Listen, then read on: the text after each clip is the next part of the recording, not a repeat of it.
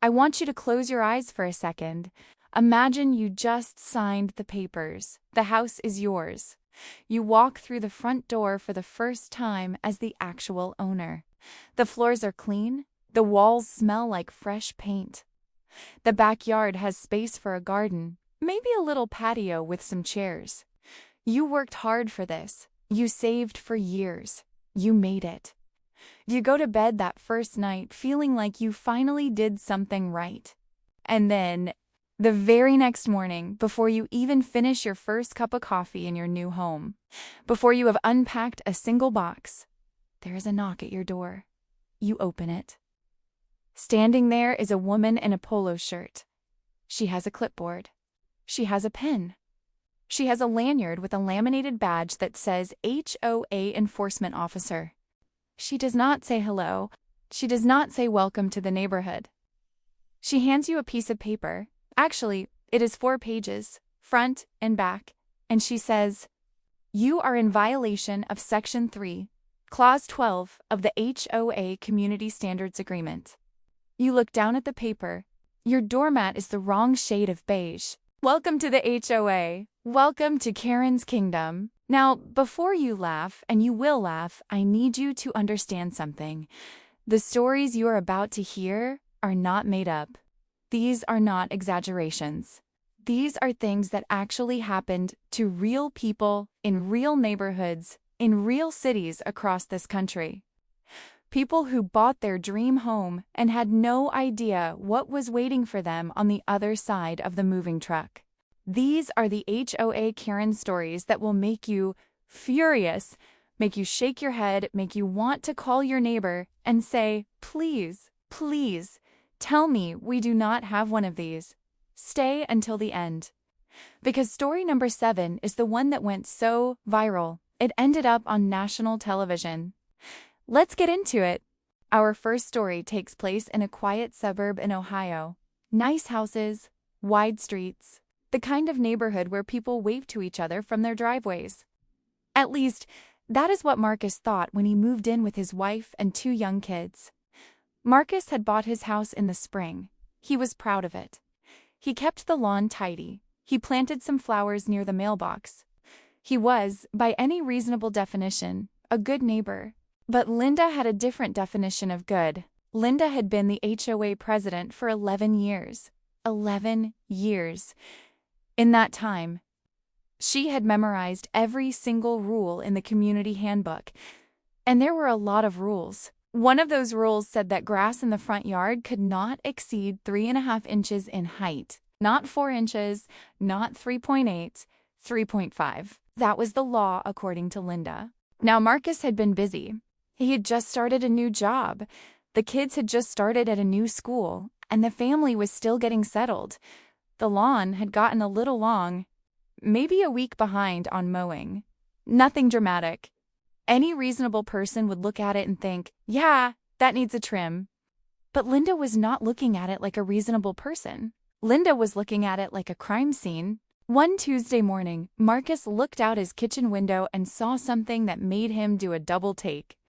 There was Linda, on her hands and knees, in his front yard, with an actual metal ruler, measuring his grass.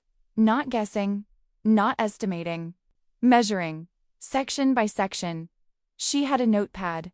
She was writing things down.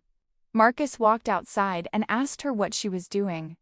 Linda stood up, straightened her polo shirt, and told him, calmly and professionally, that she had found several sections of his lawn measuring 3.7 inches. And she would be filing a formal complaint. Marcus thought she was joking. She was not joking. 3 days later, an official notice arrived in the mail. A 6-page document, 6 pages, with photographs, measurements, GPS coordinates of each violation spot, and a fine of $200. $200. For grass that was 1/5 of an inch too long. Marcus was angry. His wife was angry. But instead of just paying the fine and stewing about it, Marcus sat down at his kitchen table with the community handbook that Linda loved so much. The rule book said that HOA board members were required to provide 48 hours of written notice before entering a resident's property for any inspection purpose. Linda had given zero notice. She had just walked onto his lawn and started measuring. That was a violation. Linda had violated the very rulebook she was using to fine him. Turned out, this was not the first complaint filed against Linda. There were others who had been fined for similarly tiny things but had just paid up without fighting back. Marcus fought back. He filed a formal counter-complaint against Linda for illegal property entry.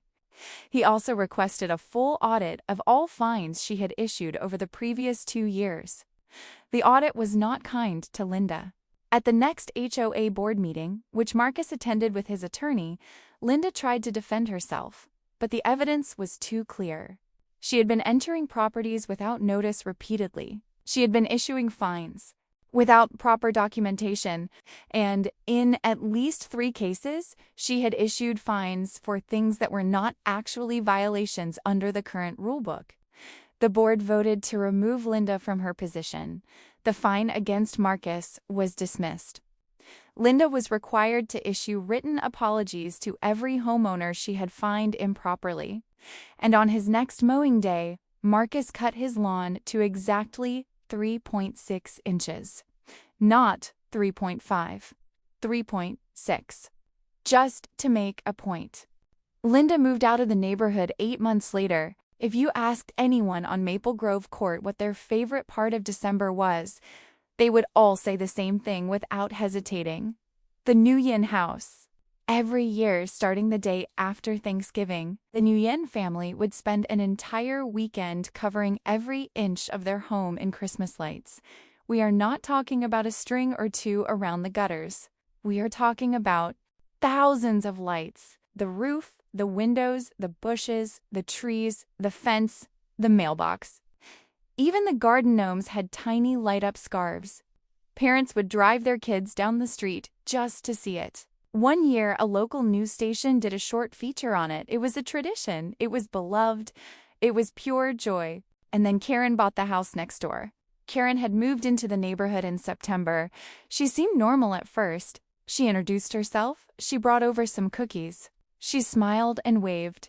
But in November, when the Nguyen's started hauling out their boxes of lights, something shifted. Karen watched from her window, and 2 weeks later, she submitted a formal HOA complaint. The complaint stated that the Nguyen Christmas display was a, quote, visual disturbance, an unreasonable light pollution that interfered with her right to quiet enjoyment of her property. She demanded that the lights be taken down no later than December 3rd. December 3rd, 3 weeks before Christmas. Now here's where it gets interesting. Karen had recently joined the HOA board. She had volunteered in October, just 2 months after moving in. At the time, everyone thought it was nice, a new neighbor getting involved. What they did not realize was that Karen had been quietly reading the rulebook looking for things she could use. She called an emergency board meeting. She presented her complaint, and the board, 3 members who were friends with Karen, 2 who were not, voted 3-2 in her favor. The Nguyen's received an official notice: remove the lights or face a daily fine of $50. Mr. Nguyen called the board president and explained that this was a 15-year tradition, that the whole neighborhood loved it, that no one had ever complained before. Karen had already drafted a response on behalf of the board. The Nguyen's refused to take down the lights. Karen escalated. She called the city's code enforcement office. They came out, looked at the lights, and told her there was no city ordinance being violated. She called the county. Same result. She called the fire marshal, claiming the lights were a fire hazard. The fire marshal came out, inspected everything, and confirmed the lights were properly installed and posed no safety risk. While all of this was happening, the neighborhood was watching, and the neighborhood was not happy. One neighbor, a retired teacher named Barbara, posted in the neighborhood Facebook group. She explained what was happening and asked people to show their support for the Nguyen's. Within 48 hours, every single house on Maple Grove Court had Christmas lights up. The whole street glowed. It looked like a runway for Santa himself. Karen's response was to submit 47 individual complaints to the HOA, one for each house. The HOA board, now buried under a mountain of paperwork and fielding angry phone calls from every homeowner on the street, had a meeting. Without Karen this time, they voted unanimously to reverse the original decision. The lights were allowed. Karen submitted a complaint about the meeting being held without her. That complaint was also dismissed. She resigned from the board 2 weeks later. The Nugents put up their lights that year, more than ever before. They even added a new section dedicated to their neighbors, with a sign that said, "Thank you, Maple Grove." People came from 3 towns over to see it. Patricia had lived on Birchwood Lane for 14 years. And in those 14 years, she had developed a very specific belief that was completely and entirely wrong. She believed the parking spot directly in front of her house belonged to her. It did not. It was a public street. There were no assigned spots. Anyone could park anywhere. That is how streets work. But Patricia did not operate by those rules. In her mind, that strip of asphalt was hers and had been hers since the day she moved in, and would remain hers until she decided otherwise. For years, most of her neighbors just avoided parking there. It was not worth the drama. They knew Patricia. They had heard the stories. They parked somewhere else and got on with their lives. But the Rodriguez family did not know Patricia's unwritten rules. But Patricia did not operate by those rules. In her mind, that strip moved in 2 doors down. They had 2 cars and limited driveway space. Sometimes they parked in front of Patricia's house. They had no idea this was considered a federal offense. First came the notes. Passive-aggressive little cards tucked under their windshield wipers. Things like, "Please be considerate of your neighbors," or "Some of us have lived here a long time," or, most memorably, "This is not your space." The Rodriguez family thought the notes were strange, but figured they must be from someone confused about which house was theirs. They kept parking there. Then came the orange traffic cones. Patricia placed 2 cones in the spot whenever it was empty, as if she was doing construction. Mr. Rodriguez moved the cones. He parked. Patricia moved the cones back. He moved them again. This went on for 2 weeks. Then came the chain. Yes, the chain. One morning, Mr. Rodriguez walked outside and found an actual metal chain stretched across the street, attached to a post Patricia had installed on the curb overnight. The chain blocked not just the spot in front of her house, but a full lane of the road. He called the city. City workers arrived within 24 hours, removed the chain, removed the post, and issued Patricia a warning for illegally obstructing a public road. You would think that would be the end of it. It was not. Patricia moved to her next strategy: the police. Every single time the Rodriguez family parked in front of her house, she called 911. Or sometimes, the non-emergency line. But often, 911. In the first month, she called 38 times. The police came each time. Each time they explained to Patricia that no law was being broken. Each time, Patricia demanded they make the Rodriguez family move their car. Each time, the police politely declined and left. By call number 20, the officers knew Patricia by name. By call number 30, a supervisor came out to speak with her personally about the appropriate use of emergency services. Patricia called 3 more times after that conversation. At call number 38, the police department filed a formal report against Patricia for misuse of emergency services. She was fined $1,500 and warned that further calls of this nature could result in additional legal action. The Rodriguez family still parks in front of Patricia's house whenever they need to. Patricia watches from behind her curtains. She has not called the police since. The orange cones are still in her garage, though, just in case. James served 2 tours overseas. He came home, went back to school, built a career, and eventually bought a house in a quiet neighborhood in Virginia. It was the kind of house he had dreamed about while he was deployed. A front porch, a yard, a place that was his. The first thing he did after the movers left was go to his car and take out a folded American flag. He hung it on a bracket by his front door. For James, it was not a political statement. It was not a decoration. It was personal. It meant something. He had fought under that flag. He had watched it draped over caskets of friends who did not come home. Hanging it on his porch was something he needed to do. The violation notice arrived 48 hours later. Karen was the HOA treasurer. She had been on the board for 3 years and considered herself the community's last line of defense against anything she personally disapproved of. She had reviewed the HOA's approved display list, a document she had helped write, and the American flag was not on it. The violation notice cited Section 4, Clause 7 of the HOA Community Standards Agreement. Unauthorized display of exterior signage or flags. Fine, $100. Cure period, 7 days. Meaning James had 1 week to take it down. James read the notice. Then he did something Karen had not counted on. He looked up the law. In 2005, Congress passed the Freedom to Display the American Flag Act. It is a federal law. It specifically and clearly prohibits any HOA, condominium association, or residential cooperative from preventing a homeowner from displaying the United States flag on their own property. It is not a gray area. It is not open to interpretation. HOAs cannot ban the American flag. Full stop. James sent a polite but firm letter to the HOA board, citing the federal law by name and case number. He informed them that the violation notice had no legal standing and that he would not be removing the flag. Karen wrote back.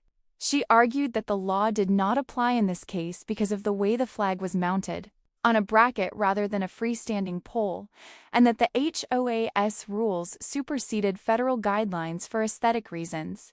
James showed the letter to an attorney. The attorney laughed, and then he agreed to take the case. James also contacted his local television news station. A reporter came out and did a segment on the story. James stood on his porch, next to his flag, and explained calmly what had happened. The segment aired on the evening news. By the next morning, the HOA had received over 2,000 emails.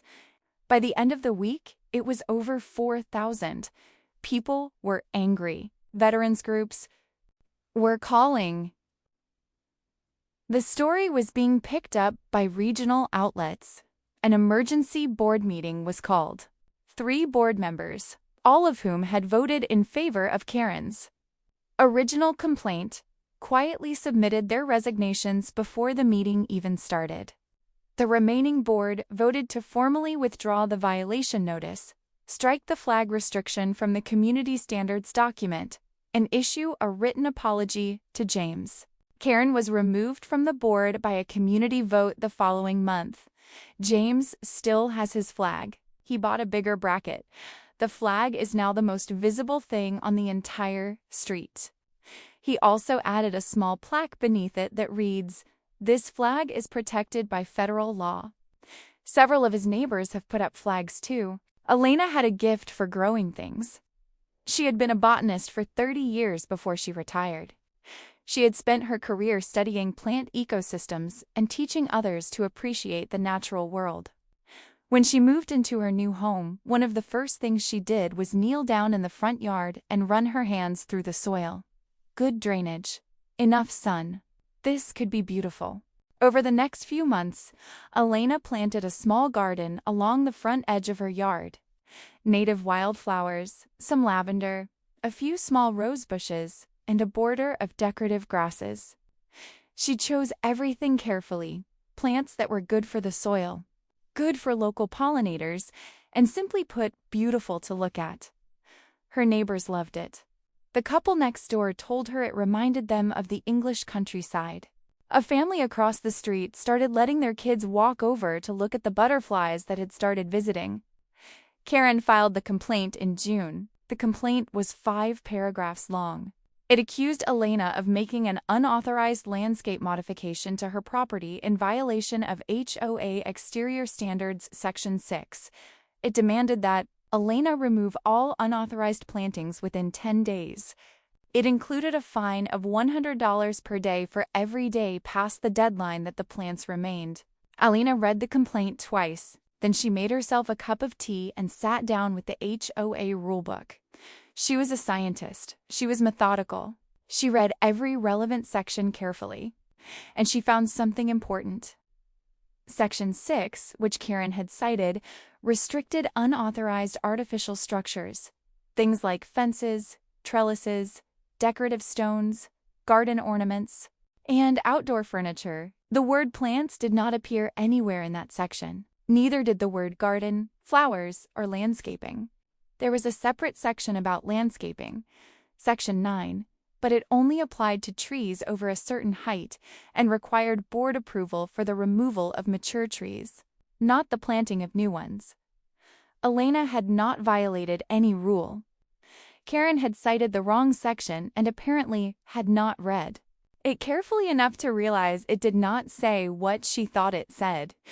Elena typed up a detailed 8-page response. She quoted every relevant section of the rulebook. She included definitions. She included references to state horticultural guidelines. She was thorough in the way that only a retired scientist who has spent decades writing research papers can be thorough. She submitted it to the board and requested that the fine be dismissed.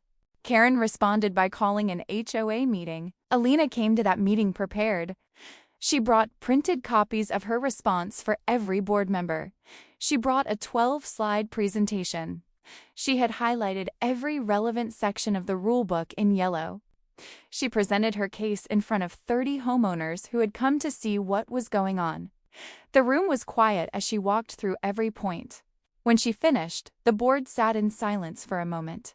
Every HOA has rules about noise, quiet hours, volume limits, restrictions on construction sounds and lawn equipment before certain times. These are reasonable rules. Most people follow them without thinking about it. And then there was Deborah. Deborah had moved into the Sycamore Hills community about 2 years before this story takes place. She was retired, she was home most of the day, and she had a very, very low tolerance for sound. In her first year, she filed 22 complaints. The HOA processed them, investigated most of them, and found that the majority were about things that were not actually violations of the noise policy. A neighbor whose dog barked twice before stopping. A teenager who played music in the backyard until 8 in the evening, 1 hour before quiet hours began. A family having a birthday party on a Saturday afternoon. The board sent Deborah polite explanations each time. She did not find the explanations satisfying. In her second year, Deborah committed fully. In 12 months, 1 calendar year, Deborah submitted 212 formal noise complaints. Let that number sit for a moment. 212. That is roughly 4 complaints per week, every week, for an entire year. The complaints included children laughing in the street, after school, a neighbor mowing in his lawn at 10 in the morning on a Saturday, 4 hours before quiet hours, a garage door opening at 7:45 in the morning, a couple having a conversation on their porch, a dog who barked 3 times and then went inside, a delivery truck sitting in the street for 11 minutes with its engine running, an ice cream van that passed through the neighborhood playing its song. The ice cream van filed a complaint. The HOA was drowning in paperwork. Every complaint required acknowledgement, logging, investigation, and a written response. The board president was spending more time on Deborah's complaints than on everything else combined. They hired a part-time administrator just to manage her submissions. The cost of that administrator, approximately $18,000 for the year, was partially offset by increasing the annual HOA dues for all homeowners. Every homeowner in Sycamore Hills paid more that year because of Deborah. The board held a series of meetings about how to handle the situation. They consulted an HOA attorney. They reviewed their bylaws carefully, And then they did something elegant. They added a new provision to the community rules.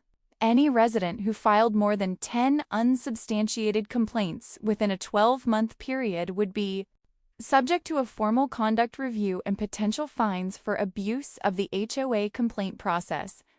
They presented it at the annual meeting. Every homeowner present voted in favor except one. You already know who the one was. The provision was informally referred to by every homeowner in the community as the Deborah Rule. It was never called that in official documents. It did not need to be. Everyone knew. Even Deborah knew. The following week, Deborah submitted a formal complaint about the new provision, arguing that it unfairly targeted her and violated her rights as a homeowner. That complaint was number 213. It was also the last one the board accepted. After that, any complaint from Deborah went into a review queue that required a preliminary assessment before it was processed.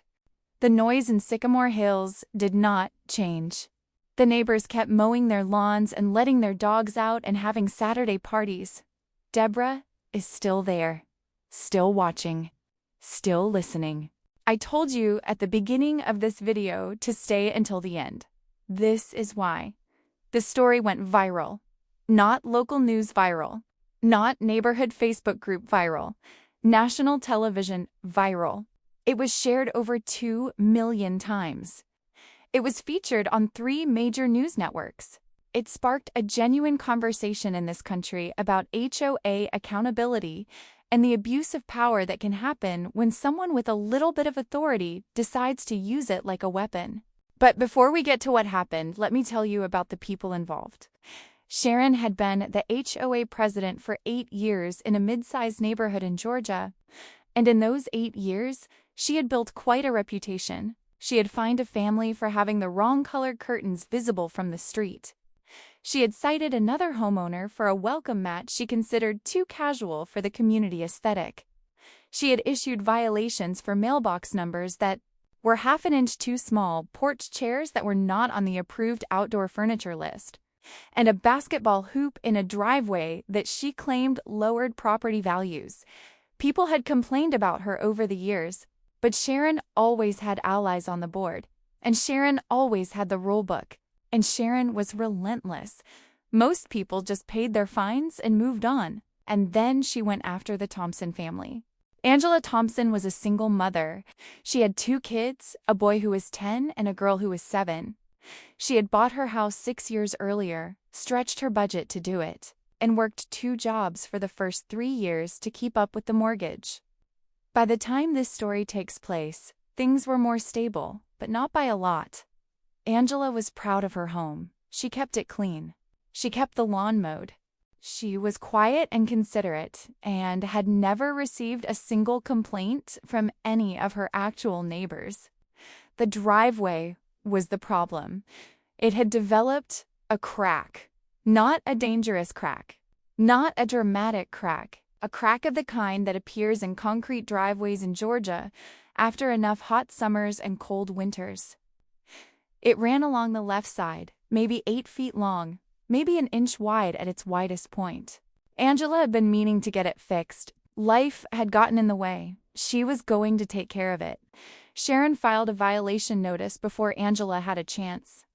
The notice cited structural deterioration of exterior surfaces and demanded the driveway be repaired within 30 days. Failure to comply would result in a $50 weekly fine. Angela called a contractor to get a quote. The repair was going to cost around $3,000. She did not have $3,000 available right now. She asked for an extension. Sharon denied it. The $50 weekly fines began. Angela tried to explain her financial situation to the board. Sharon controlled enough votes that the board took no action. Angela tried to negotiate a payment plan for the fine. Sharon declined. After 4 months of fines, Angela owed over $800 on top of the original repair cost she still could not afford. But here is the detail that changed everything. Angela had done some research of her own. She had looked up the city's property maintenance records and discovered something that Sharon had apparently hoped no one would notice. The crack in the driveway had originated from a drainage issue on the common area property, the strip of land that the HOA was responsible for maintaining. There was documentation from 5 years earlier showing a drainage complaint in that exact area that had never been properly resolved. The city's own records suggested the HOA bore partial responsibility for the resulting damage to adjacent driveways. In other words, Sharon had been fining Angela for damage that the HOA itself may have caused. Angela posted about all of this in a local neighborhood Facebook group. She was not dramatic about it. She was not angry in her post. She just laid out the facts, shared the documents, and said she was not sure what to do and was asking if anyone had advice. The response was not what she expected. Within an hour, a local attorney who was a member of the group commented that she had a strong case and offered to represent her at no charge. Within 3 hours, a licensed contractor in the group said he would fix the driveway for free as a community service. Within 24 hours, hundreds of neighbors had shared the post. People started coming forward with their own stories about Sharon. Homeowners who had quietly paid fines for years started sharing their experiences. Someone compiled a document with over 60 separate complaints about Sharon's conduct going back to her first year as president. Within 48 hours, the post had been shared over 30,000 times. The next HOA board meeting had been scheduled as a routine 30-minute session. 600 people showed up. The meeting was moved to the parking lot of a nearby community center to accommodate everyone. Sharon arrived expecting a normal meeting. She had no idea what was waiting for her. She walked into a crowd of 600 residents, many of whom were holding printed copies of emails she had sent, violation notices she had issued, and financial records showing how HOA funds had been spent under her leadership. The attorney who had offered to help Angela was there. So was the contractor who had already fixed the driveway for free 2 days before the meeting. Person after person stood up and shared what Sharon had done to them. Money questions that had never been properly answered. Sharon tried to respond to each one. The board voted unanimously to remove Sharon from the presidency. All of Angela's fines were reversed and refunded. A full financial audit of the HOA's accounts was ordered. It ran on a local news station, then a regional one. Then, it was referenced in a segment on a national cable news program about HOA reform. Sharon moved out of the neighborhood 6 months later. Angela and her kids still live there.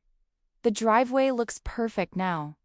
And the neighbors on her street have made a quiet agreement among themselves. They look out for each other. No one else on that street has received an unjust fine since. 7 stories, 7 Karens.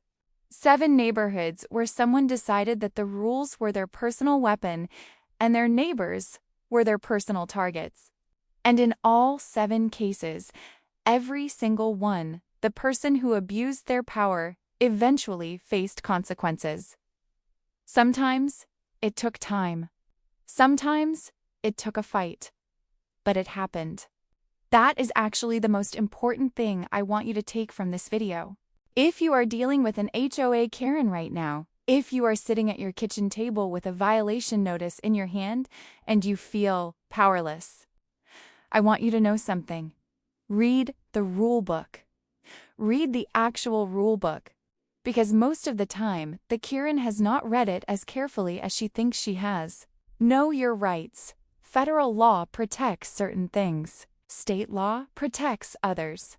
HOA rules cannot override federal or state statutes. An attorney who specializes in HOA law can often tell you in a 15-minute consultation whether you have a case.